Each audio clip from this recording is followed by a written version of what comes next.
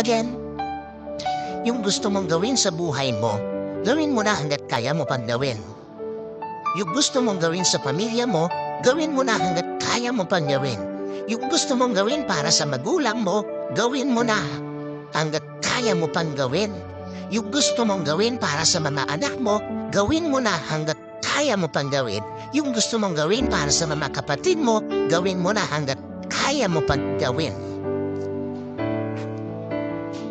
Kasi, pag dumating yung point na nagbago ang estado mo sa buhay, minsan ay gusto mo pang gawin, hindi mo na magagawa. Ikalawa, sayang sa gusto mo habang nagkakaedad ka, nababawasan ang panahon para gawin yung mga plano mo sa buhay. Sino po naniniwala? Yung kaya mong gawin sa panahon ng kabataan mo, hindi mo na magagawa sa panahon na nagkakaedad ka. Totoo po ba yan? Sa ayon sa gusto mo, pag nagkakaedad ka na, magbabago yung mga kaya mong gawin.